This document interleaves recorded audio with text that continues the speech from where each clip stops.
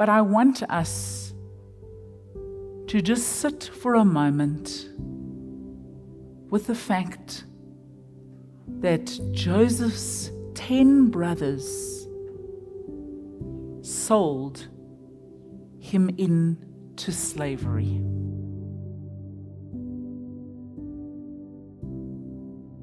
We come to the story today. Jacob is sending Joseph to once again go and check and see that all is well with the brothers and his flock. Now you can imagine the scene. They are in Dothan, and they look out probably to the hills that are nearby, and they see a figure coming towards them.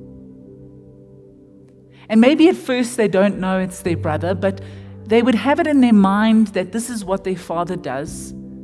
And maybe soon enough it became clear, because that coat had long sleeves and would have been visible from far away. And so the scripture says to us that they conspired to kill their brother. They conspired to kill their brother.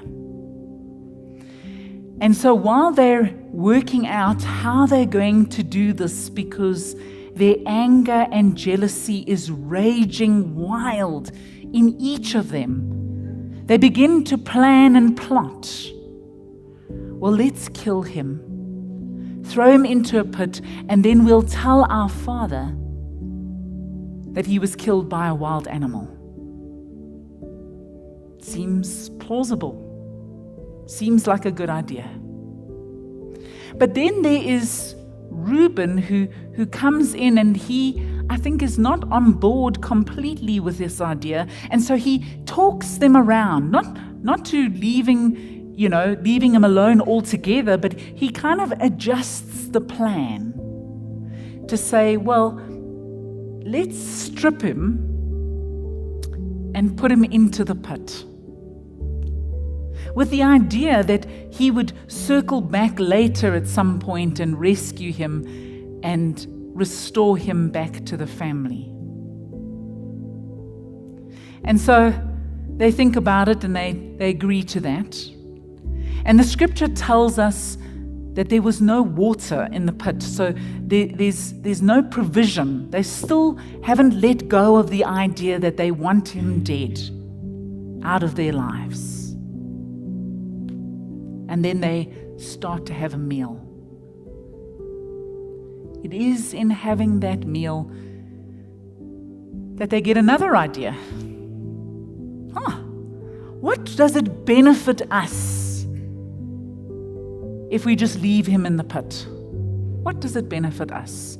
Let's sell him, and that way we can gain something from all of this effort that we've put into it. And that is exactly what they do. 20 pieces of silver. That means each of them got 2 pieces. 2 pieces of silver.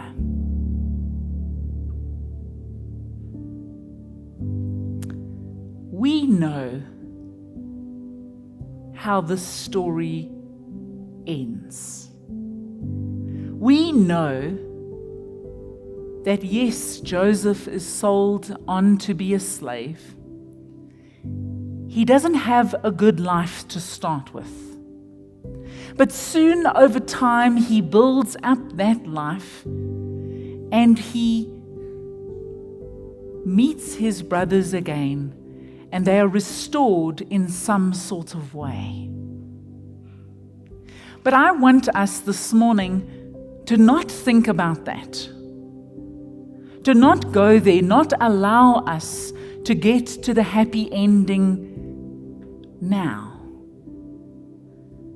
But I want us to just sit for a moment with the fact that Joseph's 10 brothers sold him into slavery. How does that happen? How does it happen? One of the commentators on this text says that the verse number 18, which reads, "They conspired to kill him," linguistically, in the Hebrew, is a hepatal construction, a relatively rare Hebrew verbal stem that, for those of you who understand linguistics and language, would say that it is both reflexive and causative. So what does that mean? Okay. The scripture says they conspired to kill him. That's what we have. But there's another way to capture this verb that is found in the sentence and has a different translation. Not altogether different, but slightly different. That different translation would be, they caused deceit to themselves to kill him. Listen again. They caused deceit to themselves to kill him. Interesting.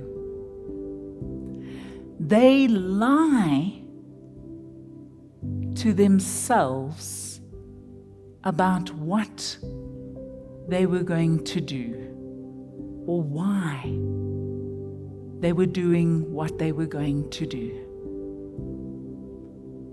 They cause deceit to themselves.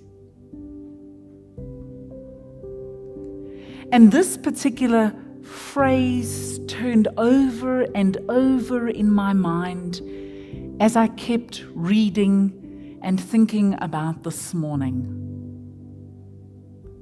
In what ways do you and I cause deceit to ourselves?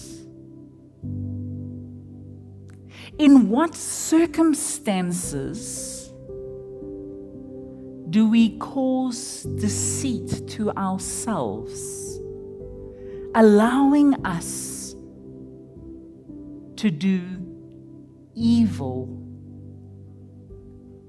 in a justified way?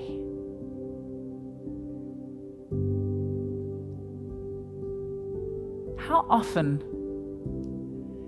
have we lied to ourselves to justify doing something that is wrong or evil?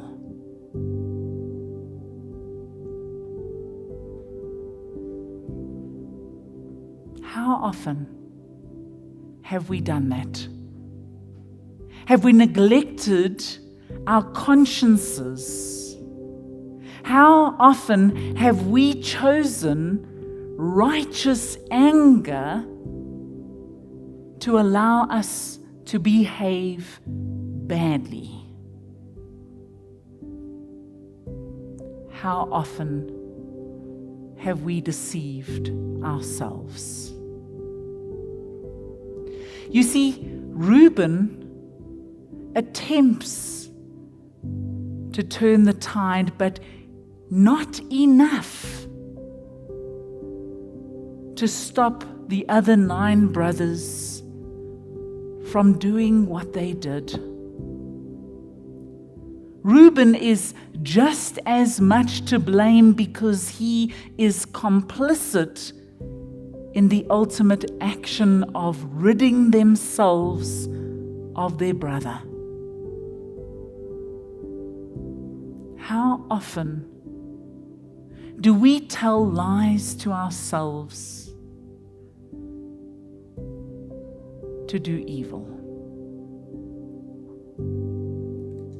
We've spoken about sin,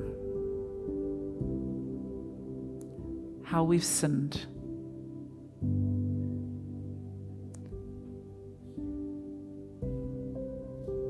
We cause deceit to ourselves. How have we caused deceit to ourselves in ways that protect our own privilege at the expense of those in marginalized spaces?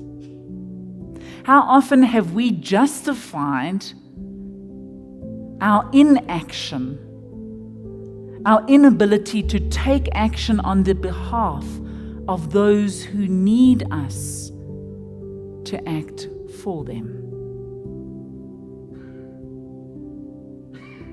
Are we like the 10 brothers who sold their brother into slavery? Thanks be to God. Amen.